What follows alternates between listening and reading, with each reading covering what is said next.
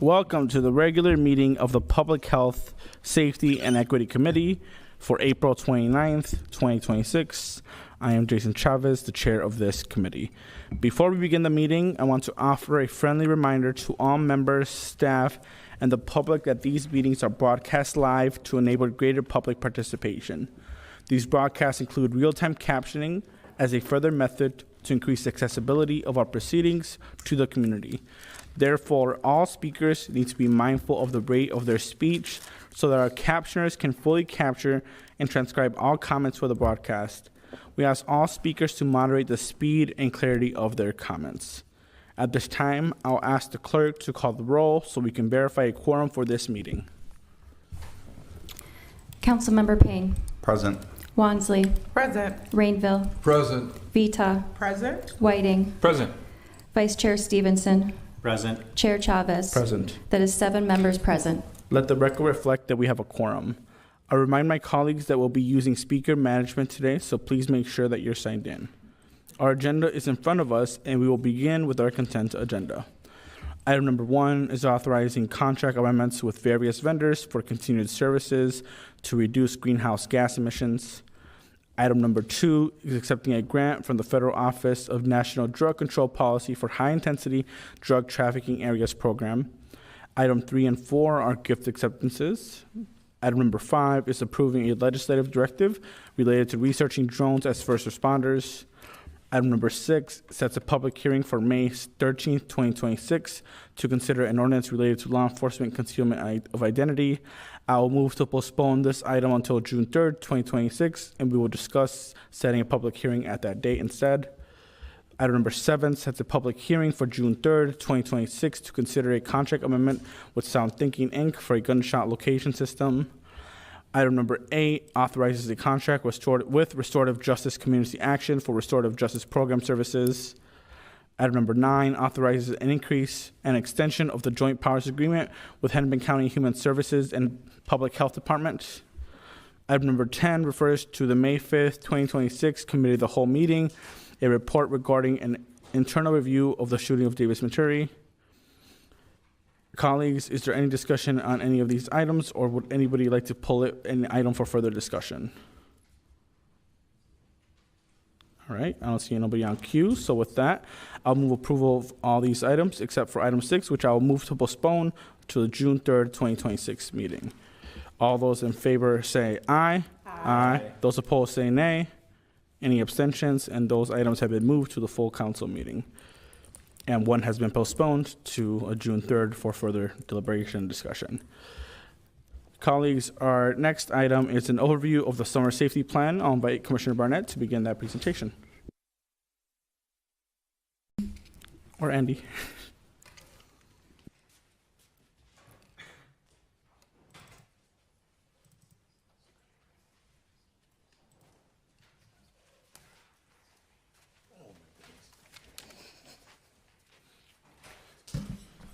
Welcome, Commissioner. Good afternoon. Thanks for having me. I'm Todd Barnett, Commissioner of Community Safety for the City of Minneapolis. Today we'll walk through the city's preparation for the summer, a time when we know that the activities in the city increase and it's a demand on our system during the summer. This is a coordinated effort across OCS and other departments. Our focus is on visibility, coordination, and results. We're building on the progress we made and making sure we're ready for a busy summer. I'll start with a quick overview. Like I said earlier, this is a multi-department effort with all of our OCS departments: police, fire, 911, emergency management, and neighborhood safety. Summer, of course, begins, and we know that it's more calls to 911, 311, as well as more activity, which puts a demand on our system. Our focus during this time of the year is around prevention in our response and also communication. We want to prevent issues before they arise. We also want to respond effectively when needed. and keep the public informed. The goal is to maintain strong services across the system throughout the summer, and the major driver of that is our large events that we have here in the city of Minneapolis. And on this slide, you'll see a list of those events. I won't go through them, but Minneapolis once again hosts a significant number of large events. These events are from local celebration to major regional events and national events. This slide, of course, shows a list of those events. These events are important to the city, but they also increase demand on our system, from crowd management to emergency response. Our focus is making sure that these events are safe, well managed, and coordinated across departments. Our planning for these events are already underway, and that leads us to the next slide, which deals with coordinating and planning. Of course, coordination is the foundation of our plans. Departments are working together early and more consistently, sharing information, aligning strategies for the summer, and clarifying roles. I don't want to forget to mention, we continue to work with our local city partners, our county partners, and our state partners during this time as well. That allows us to be proactive and respond more efficiently when needed. Ultimately, it's about operating as one system to deliver the level of service that the public expects. So from here, I'm going to pass it on to Chief O'Hare. Thank you. Thank you, Commissioner. Welcome, Chief.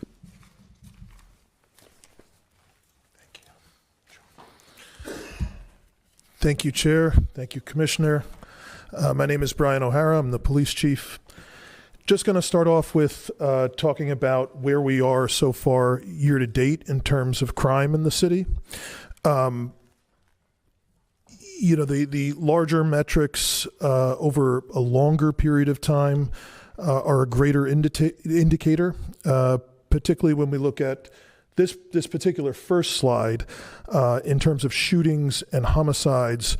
When the time that this was due to the city for this presentation, it was comparing against a lull that we had last year.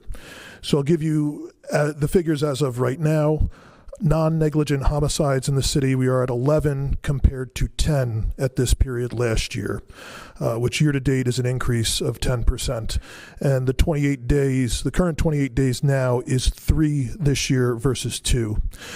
Of the 11 homicides this year, 9 were the result of fatal shootings. One incident was blunt force. A person was punched and they fell and then wound up dying after the fall. So that counts as a homicide. Another one was someone intentionally struck by a vehicle. So that also counts as a homicide. In terms of shootings in the city, as of today, there are 59 shooting victims in the city compared to 69 at this point last year, which is a decrease of 14% year to date.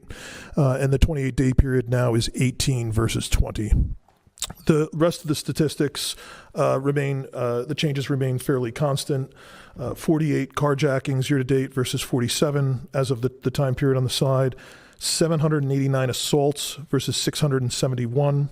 And then the gun violence index, which is a count of all of the data metrics that we have around shootings. So reports of shootings, shot spotter activations, calls for shots fired, and persons with a gun call, those are all aggregated together in the gun violence index. So the tally of all of those calls is down by 7% year to date.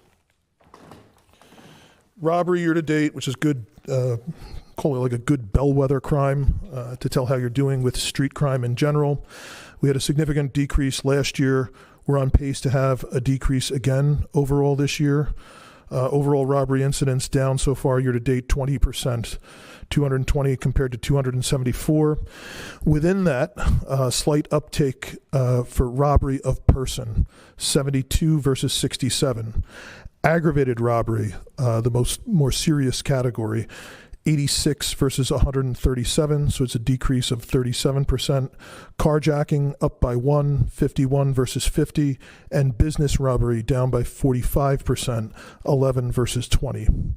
The previous 3-year average for robberies is 345, so that's the average of the previous 3 years coming into 2026. So we're at a decrease of 36% compared to the average of the previous 3 years. Police-focused enforcement details, that's something that we step up during the summer.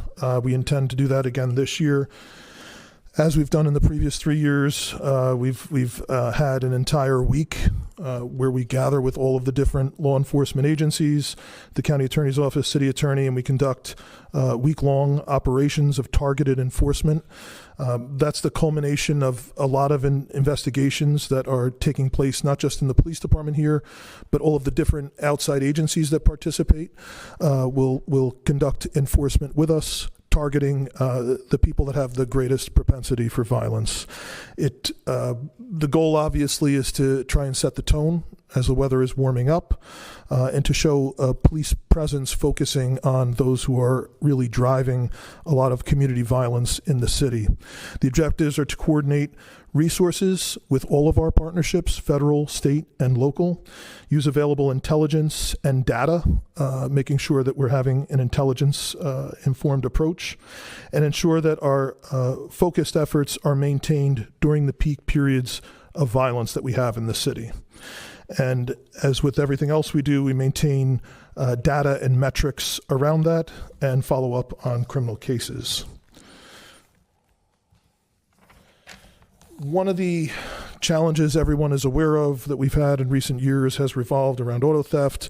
We've had a slight uptick in auto theft again this year, but a related problem to auto theft that has been affecting the residents this year have been damage to property, have been kids driving around in stolen cars and damaging windows out of vehicles. So a new approach that we have just implemented that will be fully up this summer, started this week, is we have assigned personnel from the police department to the county sheriff's auto theft task force. That's led by the sheriff, Sheriff Witt, and she has a team of deputies as well as some other agencies I believe that are intending to join that will help us further investigate auto theft in the city, which by extension should help us better deal with some of the issues that we've been seeing around these sprees with damage to property. So MPD partners with outside law enforcement agencies countywide to combat auto theft, carjackings, and related crimes. A number of the stolen cars, many of them are involved in joyriding and dangerous driving in the city, while a number of others are involved in more serious crimes. We have persons arrested for carrying firearms in these vehicles, committing robberies, and other crimes. Assigns dedicated personnel to the task force while still placing them under the supervision of the MPD. So there's been a supervisor assigned in the juvenile unit who answers to the juvenile lieutenant, as this is largely a problem that we have with a small number of juveniles, and there's additional officers that have been assigned to work with that sergeant specifically for the sheriff's task force. This provides rapid response capabilities to the police when these crimes occur in the cities, to help coordinate and really expand our ability to conduct investigations around these crimes, and enhances our coordination and communication with other law enforcement in the region.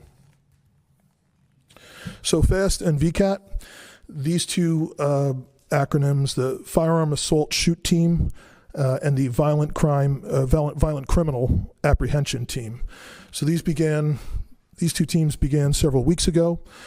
We have a number of outside agencies that are participating with us in these in these task forces, in these units, both FAST and VCAT.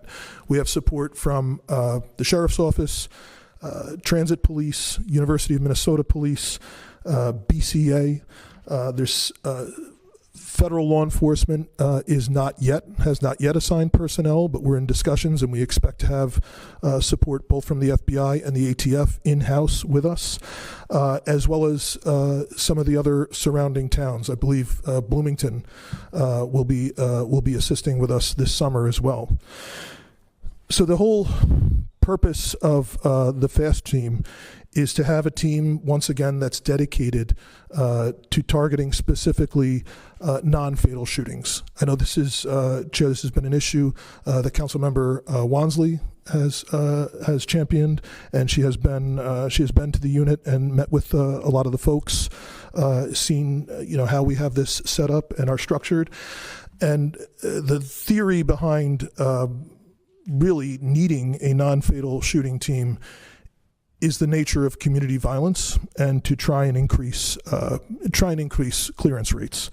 So for our efforts so far, looking back on 2025, as some of the 2025 homicide cases have recently been closed, including one, I think, yesterday, we're at 80% clearance rate for 2025, which is the highest the department has ever had in recent history. And for 2025 non-fatal shootings, we are at 40% clearance rate now, which we expect that to go up and to be higher for non-fatal shootings this year. The nature of community violence, as I was mentioning, the overwhelming majority of shootings share similar characteristics. It shares a lot of the same folks involved, both as suspects and as victims. And when you compare fatal shootings versus non-fatal shootings, really the only difference, main reason why we have a difference between clearance rates is just law enforcement's ability to focus resources as quickly as possible on investigating non-fatal shootings. The way this had been handled over the last couple of years because of staffing is that the homicide unit was investigating the non-fatal shootings as well, in between investigating homicides. Just as I was mentioning before, now having a separate team allows us the ability to send a specific fast investigator out to the scene immediately whenever we have a report of a shooting.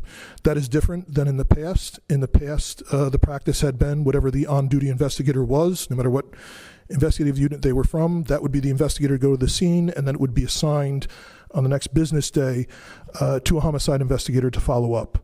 That has changed now, so now we effectively have the same level of response to non-fatal shootings that we do for homicides, and that's why we expect the clearance rates to be higher now for this year.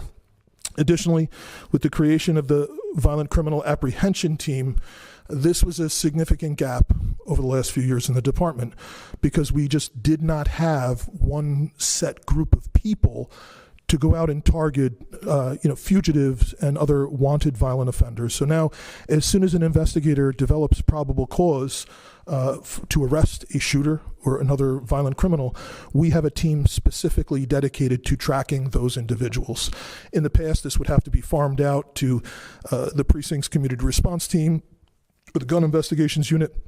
There was no central place 24 hours a day that would be responsible for it. So now we have this team, and that will help, that helps get violent, particularly gun offenders off the street, shooters off the street faster.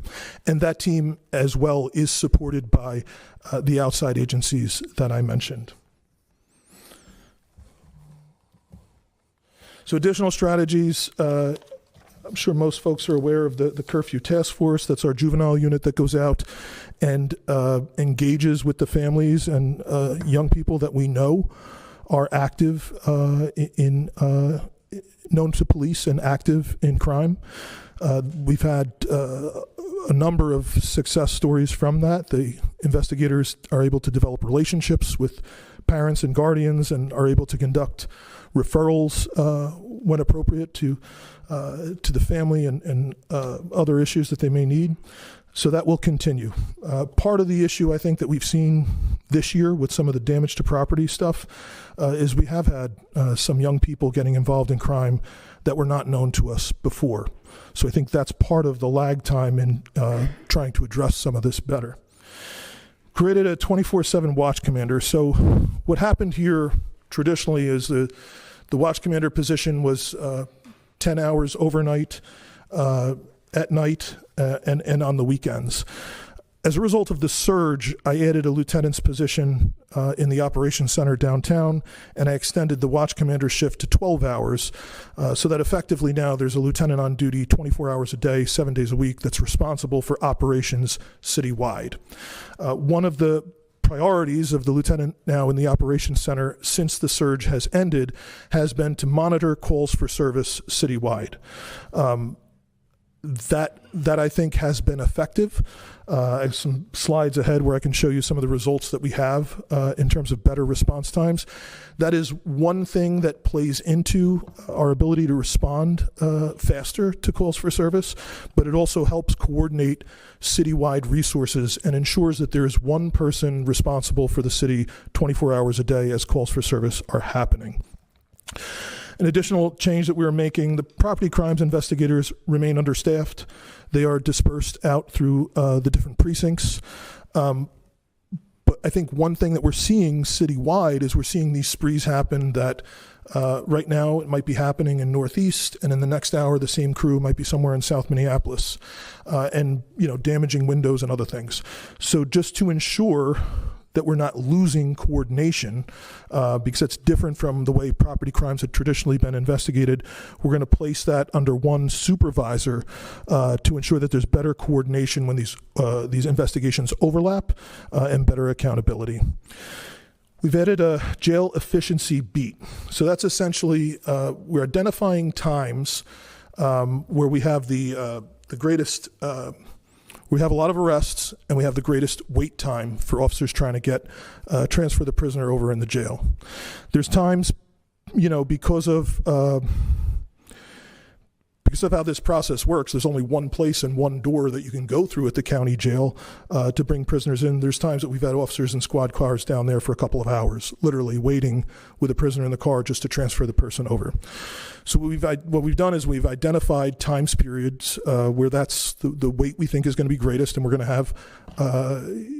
have arrests coming in, and now we have officers assigned to a specific beat when there are no arrests. But once there are arrests, they can go down, and the police officer making the arrest can transfer the arrestee over to the officers assigned to work the jail beat, so that they don't have to sit there and wait to transfer custody over. And we have a van that if there's multiple prisoners coming down, the officers can sit in the booking van and essentially, hold folks in the van inside of the garage as they're then able to transfer custody over to the sheriff's office.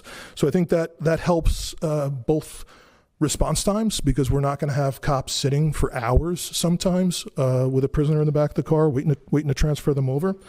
And I think it also helps for proactivity because some of the officers that are out there on proactive beats, whether in Uptown or in other parts of the city, are looking to remain engaged. We're able to get them back in service and back on the street where they're needed. The late night safety plan, we're going to continue to do that. That has been reduced this year compared to last year, and it's been reduced for financial reasons. But what we're looking to do this year that's different for the summer to really boost that up without incurring the overtime costs is we're going to do the chief's beats, but we're going to do that differently this year. So this year, we're going to assign officers late at night, Friday and Saturday nights, from 6 p.m. to 4 a.m. In the areas of the city where they're needed, downtown, Dinkytown, uptown, where the bars are. But we're going to have everybody that's not assigned to patrol have to pick shifts, Friday night or Saturday night. So we're looking to staff about 30 people every weekend night on straight time. So they're going to have to take time off from their regular work schedule.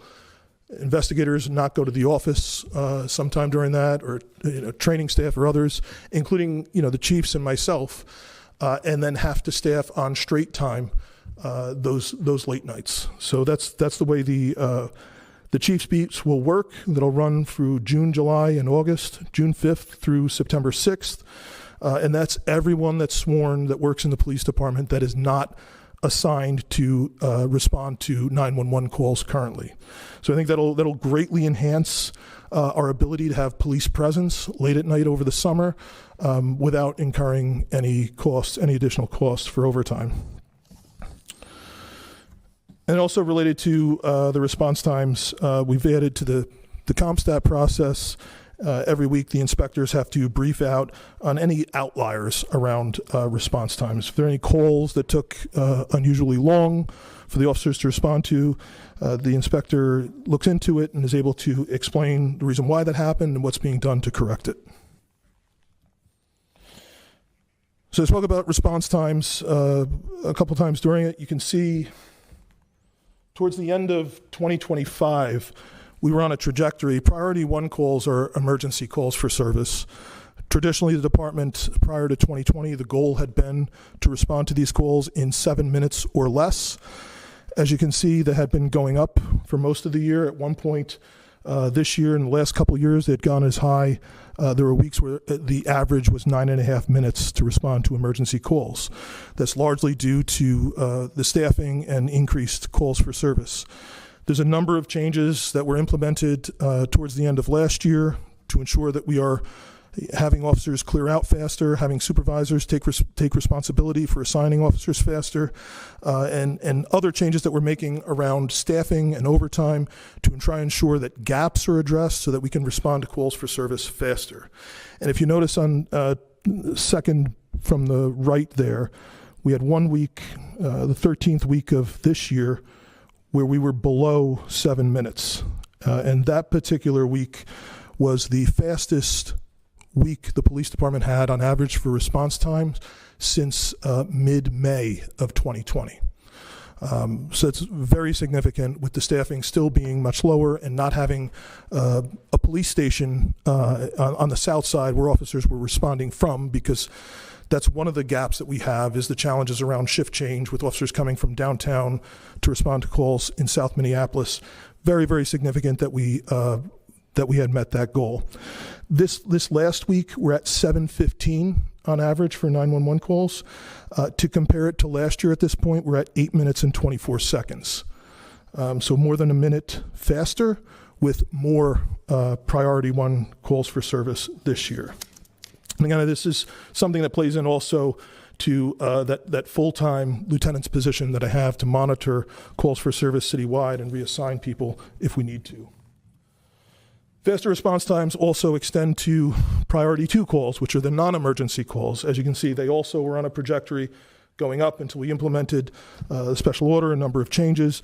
This week, we are at an average of 19 minutes and 46 seconds.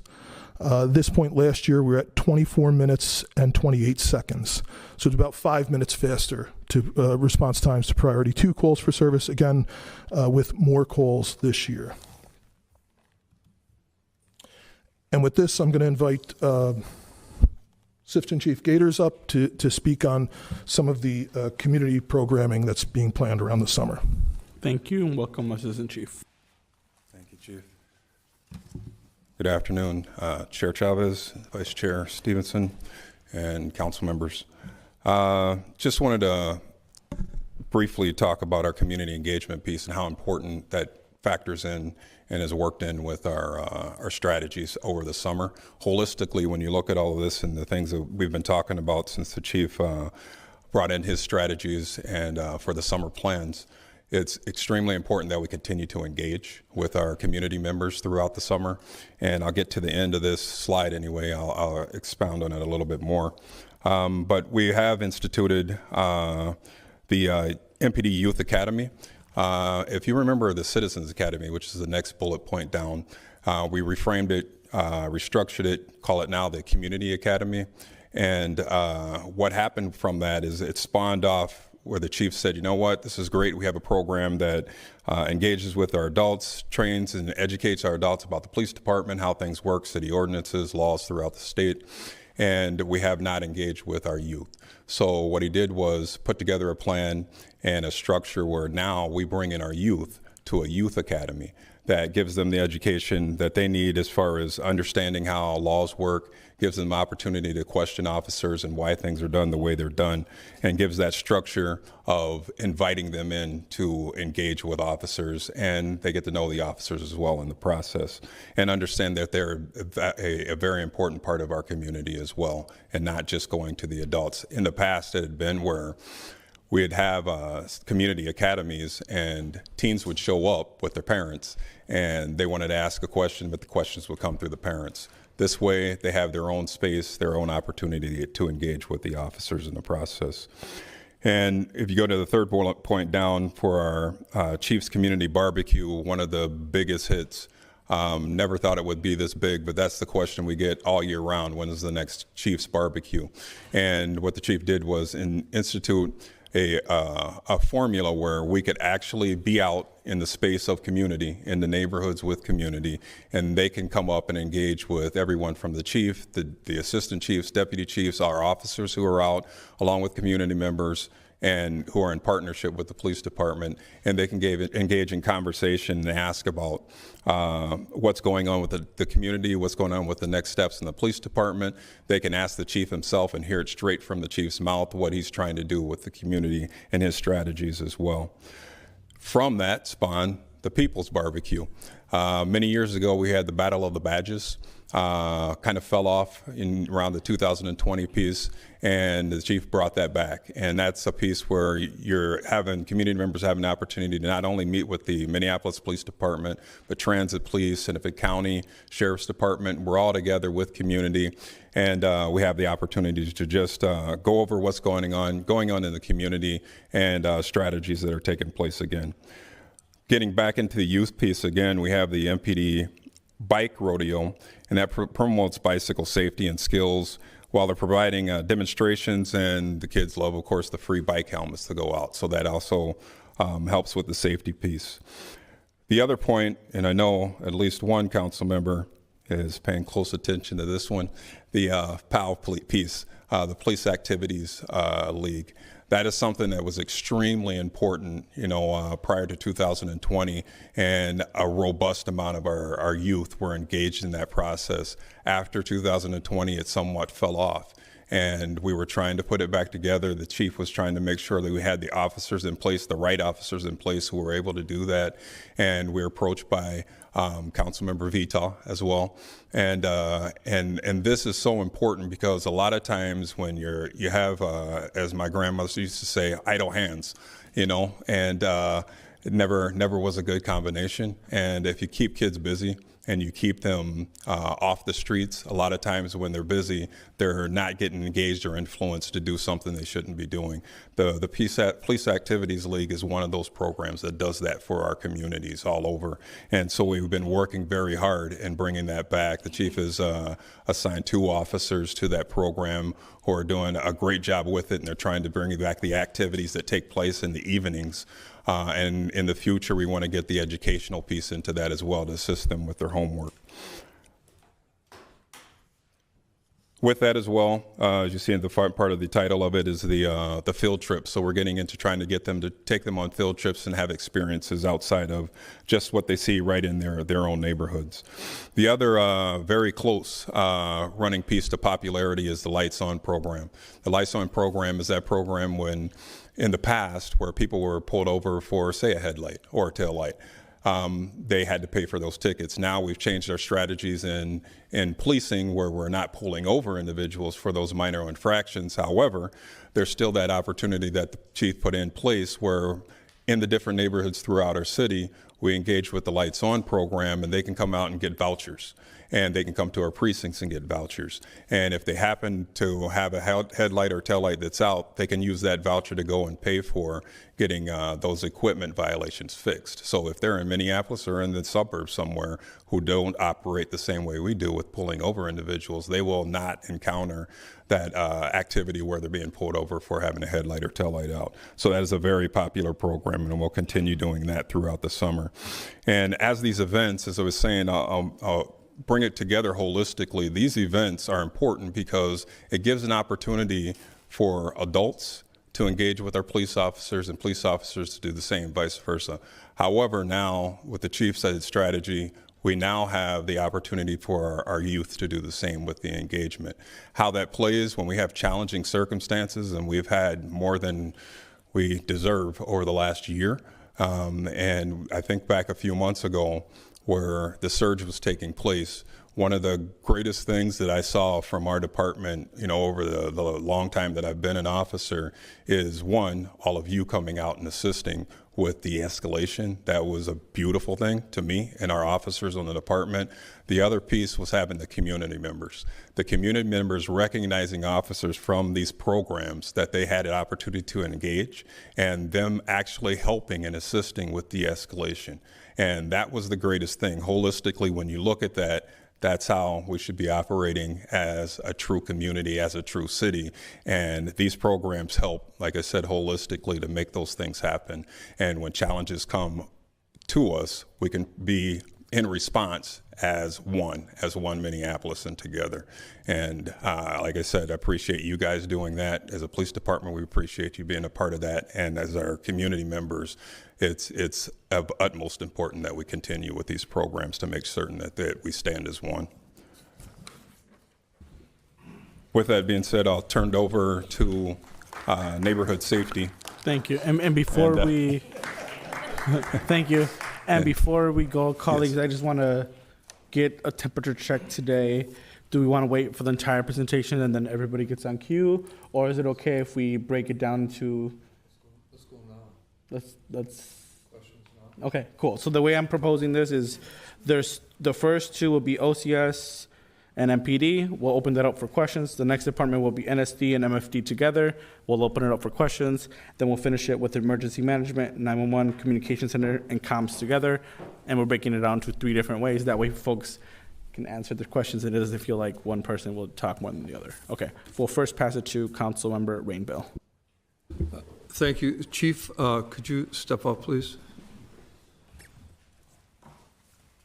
So I want to compliment you on the work with the Sheriff's Department for the car thefts.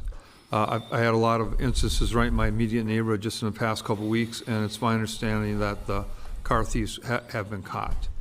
And as that wouldn't have happened without the cooperation of the Sheriff's Department and your new policies. So thank you. It's been very rewarding. How are we doing with the county to help these young men change their lives around and not steal cars anymore?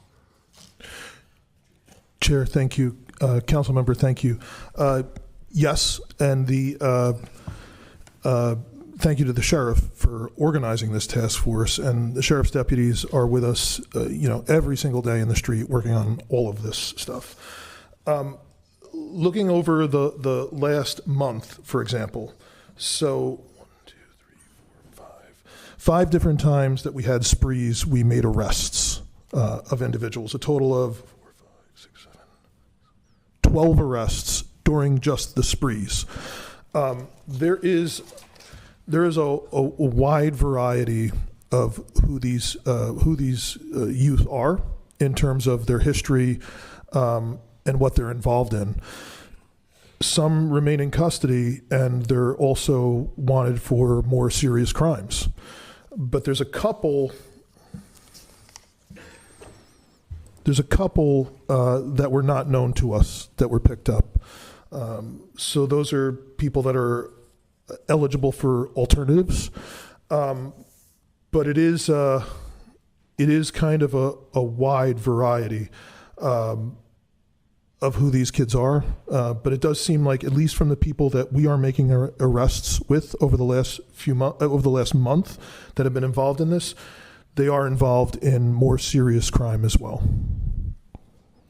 So, just my question is, though, is the county aware that these young men need help? Chair, Councilmember, yes. Our officers work with the county every day on these issues, but I think at least what I'm seeing from who we arrested over the last month, a number of them also have some serious pending cases as well, which would make them, ineligible for some of these other resources. Okay, great. And then one last question, and I'll have something for AC Gators. So it sounds like a good plan to staff Dinkytown, Uptown, Downtown on the weekends.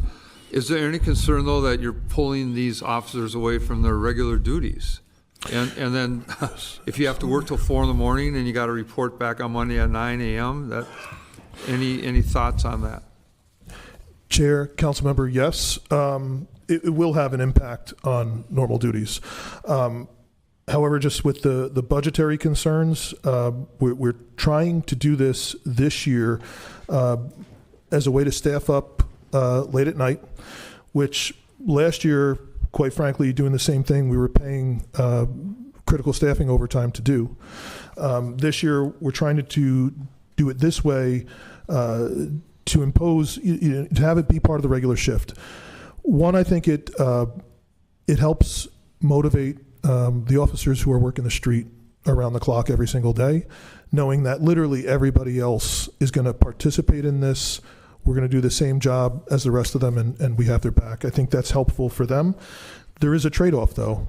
There will be, for each night that they're out there, there will be a day that they are, a day for their regular shift that they won't be there doing their normal duties. So yes, it's a trade-off. They're able to schedule the dates that are convenient for them, and the way it'll be assigned is on the basis of seniority. But I think in order for this to be successful, it needs to be everyone that's not assigned to 911 fully participating in this.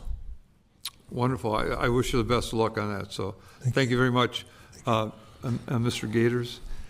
So your community outreach summaries were very, very impressive. But I do have one question about the People's Barbecue. I believe the Sheriff's Department won that last year, wasn't it? Chair, council member, I do recall that, and there were some discussions about the person who created the meal for them, and we're still investigating. So a jury, the problems with the jury and the judge. But well, I'm just I'm wondering, and maybe Chief, you can help too. Don't you have someone in the police department that knows how to barbecue? Well, it's not me, Chair, council member. I'm sure we can find someone. Okay. With the hires that we have, I'm sure there's a chef in there somewhere. Well, I look forward to the report on that. Thank you. Yes, sir. All right, next up we have Councilmember Whiting. Thank you, Chair Chavez. Chief, if you're able to answer a few questions here, and appreciate the presentation. Just kind of a quick question as it relates particularly kind of these smash and grabs and kind of property damage that we've seen. I know in my ward particularly, we saw over Monday night, I know Councilmember Stevenson and Councilmember Chowdhury had a kind of a string of these kind of incidents happen. I think over, at least in Ward 11, I think it sounds like upwards of 20. And then a couple weeks ago, so upwards of a dozen. Kind of just, I know you touched on it a little bit, but if you can kind of walk me through a little bit about why we were seeing maybe an increase in those, whether that's weather related or if it sounds like some of these individuals haven't been known to MPD. Just kind of walking through what MPD is doing kind of right now as it relates to those incidents. Chair, council member, thank you. There is some variety in what is happening. There's some kids that we think are coming from outside of the city that are involved in this. A lot of this is driven, we believe, with social media. So just like we saw a couple years ago, the theft of vehicles being driven in some of these sprees, and the activity being posted on social media and then encouraged on social media, we believe some of that is happening here. There's other issues that are happening at the same time. So some of the arrests that we have made around the sprees and around auto theft, we have recovered programming devices. So people that are stealing Stellantis vehicles, the Dodge and Jeep, more high-end vehicles, they're susceptible to be stolen by key fob programmers. So we've made some arrests where we've recovered juveniles that have been in possession of those programmers. So that is a small number, but that is also something that is happening. And then additionally, as I alluded to earlier, we have made arrests where individuals are also in possession of firearms. at least one that I can think of offhand, was connected to a shooting. So there's kind of a variety of things happening. There's some, we believe, some number of these juveniles who are not known to us previously that are active now. So there's forensic work that's going on. Every time this happens, that we have sprees, we're utilizing community service officers to go out and canvass once they're after the fact to develop video. We're using our forensic scientists to process the involved vehicles when they're recovered, whether it's fingerprints or DNA, other evidence to try and identify who is involved. But it is it's not just one issue that's driving it, but I think part of the problem for sure is the kind of the social media aspect and the negativity that encourages. Perfect. Thank you, Chief.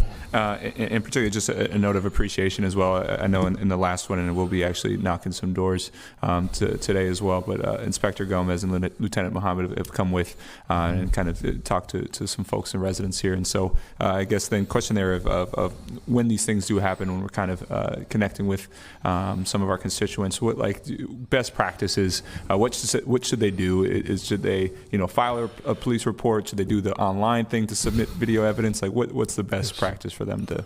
Yes. Chair, council member, yes to all of the above. What's made the difference at times where we're able to make some of these arrests is when people call the police. And oftentimes the lag time with these issues, if it's happening late at night or early in the morning, people are not observing when someone's going down the street, breaking out a car window. And so we're catching it a couple hours later. But when people in the community do observe something suspicious, they see a car that they think is circling the neighborhood, casing, looking into vehicles, and they call us, that's when we're able to get involved sooner. I know there's some level of frustration because if it is simply a stolen vehicle and somebody breaking out a car window, if we come there and the person flees, we're not going to engage in a vehicle pursuit. But there are other options that we do have available. When we are aware that a spree is happening, we initiate a protocol where we ask for help from all of the agencies, all the other agents, the sheriff's office, the transit, the state patrol helicopter that are able to monitor some of these folks from the aircraft above, and that has helped make arrests. So the ask for the community, again, is all of those levels of awareness, providing us video and evidence if they have it. But really, if they are aware of something suspicious and see something happening, to call us as soon as possible, because these particular types of sprees, it's not a crime against a person, it's property damage happening.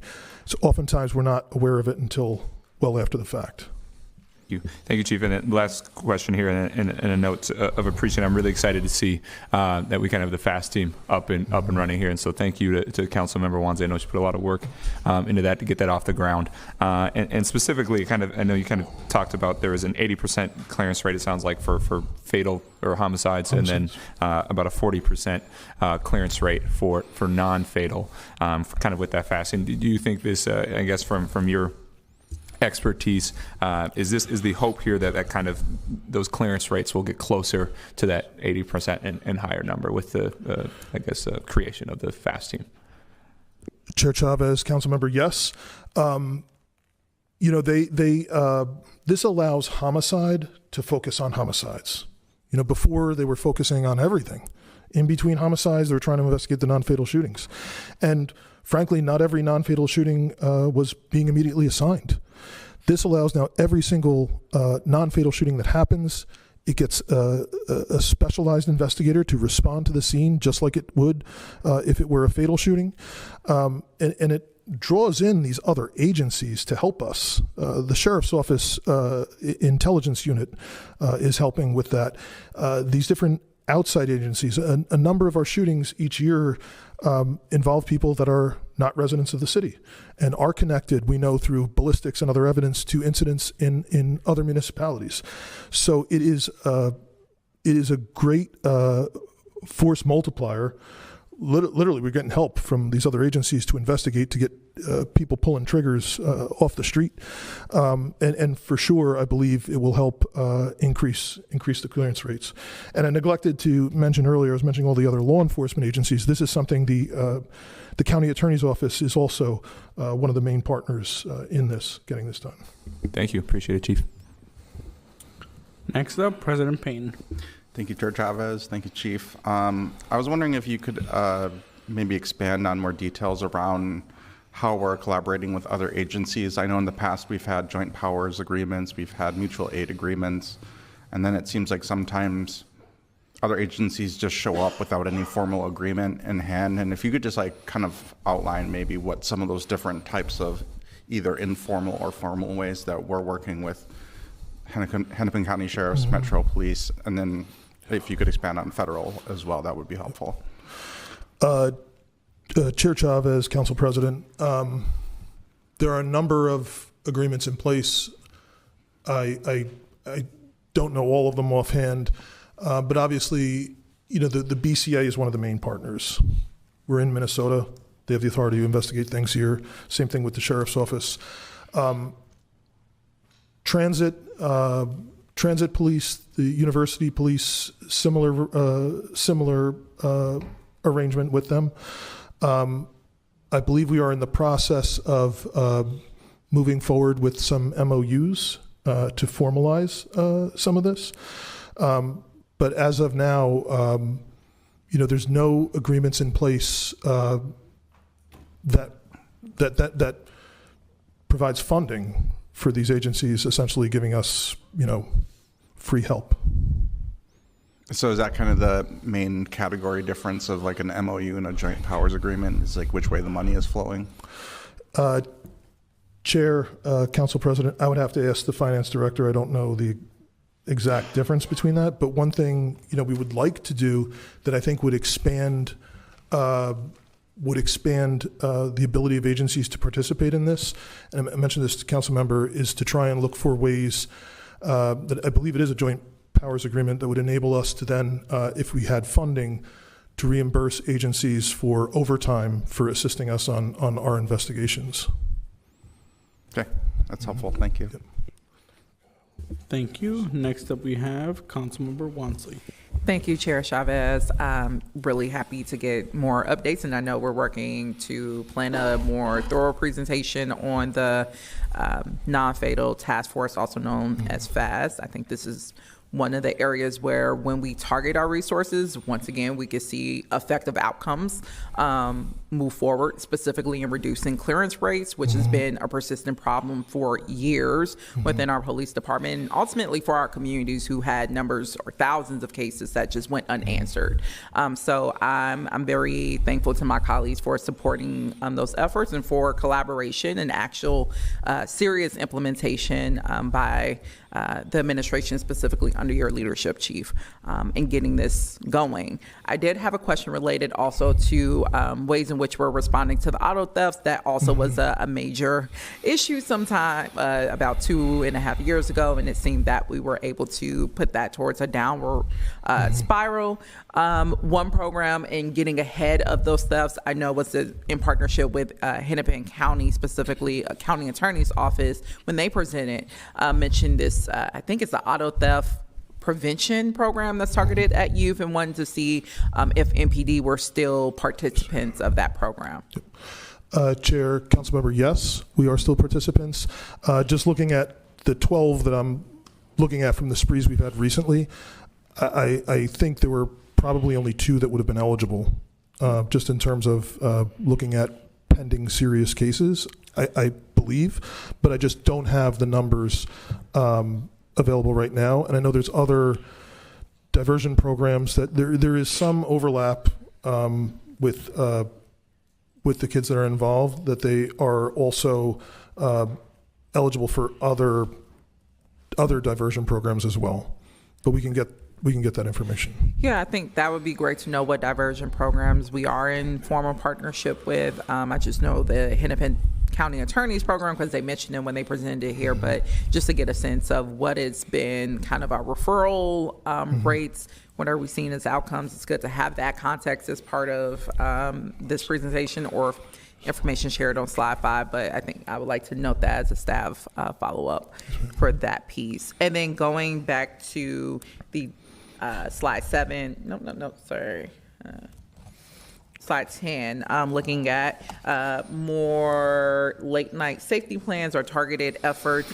I think Councilmember Raymond brought this up in terms of some of the more targeted areas that we've talked about. Uptown, of course, is getting tons of conversation. I'm pretty sure there will be some information shared about that, probably in NSC's presentation. But I did want to know if you could share some details around your engagement with UMPD around Dinkytown in terms of how you all are looking in keeping the broader and most immediate campus community safe. Some creative tools that you are using in addition to sworn personnel. I know most recently, there should have been a funding request approved by a community organization for some barricades that I think is going to be helping with some congestion issues that has also led to increasing of incidents. But if you could share a little bit about that. And also in that, if there's community partners you're working with too, in addition to UMPD, that might be a piece on NSD's presentation, which I will note for questions when they come up. But I know Somali Youth Link, for instance, has been a community partner that you all have worked with before. So I want to know if they're part of those conversations too. Yes. Chair Chavez, council member, yes, the university police have been taking the lead around late night safety in Dinkytown the last couple of months. As I mentioned with the chief's beats, those 30 additional officers, a number of them will be assigned every weekend late at night to work with university police and to staff up Dinkytown as well.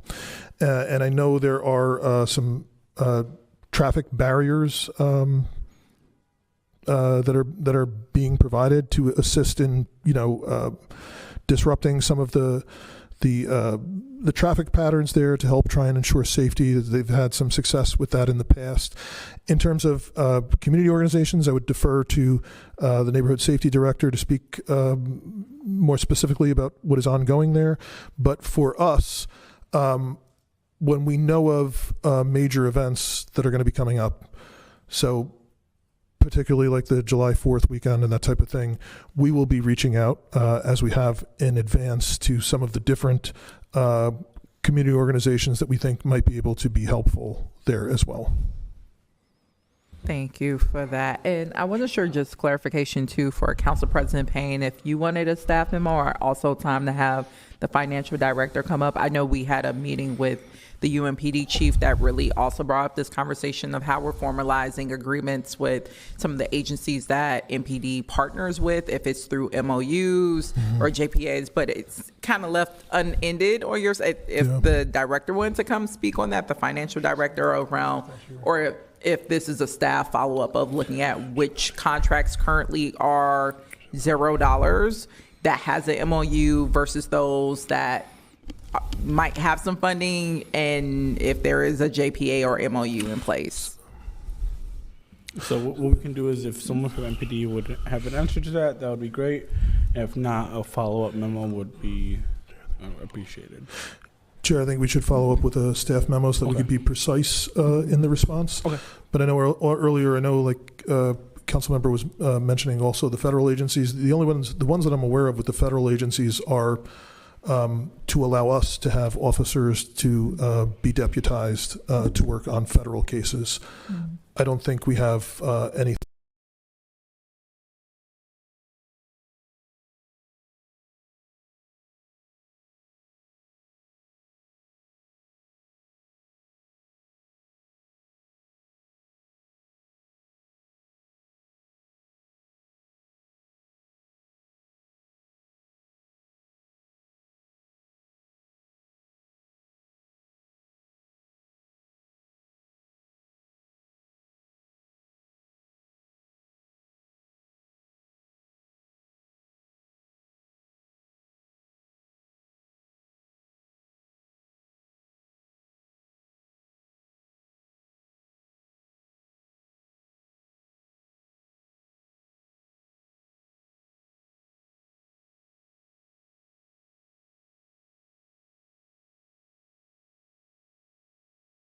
Okay. But I know earlier, like Councilmember was mentioning also the federal agencies. The ones that I'm aware of with the federal agencies are to allow us to have officers to be deputized to work on federal cases. I don't think we have anything.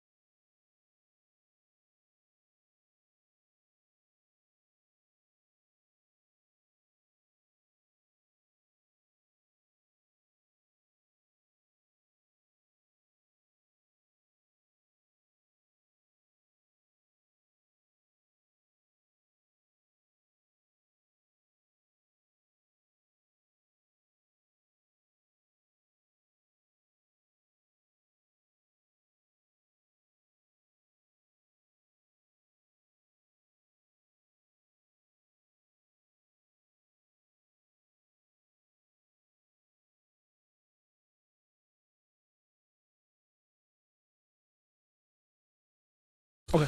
But I know earlier, like Councilmember was mentioning also the federal agencies. The ones that I'm aware of with the federal agencies are to allow us to have officers to be deputized to work on federal cases.